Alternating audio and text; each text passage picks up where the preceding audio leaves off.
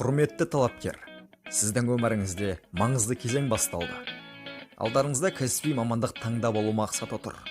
Біз сіздерді Қорқыт Ата атындағы Қызылорда мемлекеттік университетінің әлеуметтік жұмыс білім беру бағдарламасы бойынша жоғары білім алуға шақырамыз. Егер сіз әлеуметтік қорғау және жобалау, әлеуметтік сақтандыру, әлеуметтік басқару дағдыларын меңгергіңіз келсе, әлеуметтік жобаларды ұйымдастырып, әлеуметтік инновациялық тәсілдерді үйренгіңіз келсе, өз жақындарыңыздың әлеуметтік жағдайының жақсы болған қаласаңыз, онда сіз әлеуметтік жұмыс білім беру бағдарламасын таңдаңыз. Білім беру бағдарламасының мақсаты еліміздің халықты әлеуметтік қорғау, әлеуметтік қамсыздандыру, білім беру, денсаулық сақтау, мәдени құрылымдар үшін кәсіби қызметкерлерді даярлау.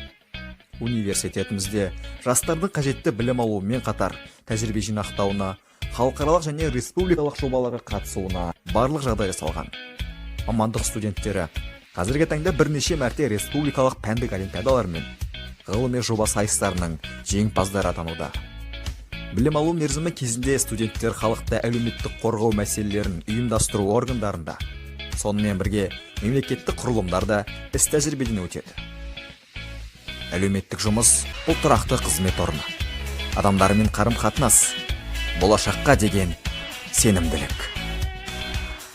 Біз сіздерді жоғары білім алуға, белсенді студент болуға шақырамыз.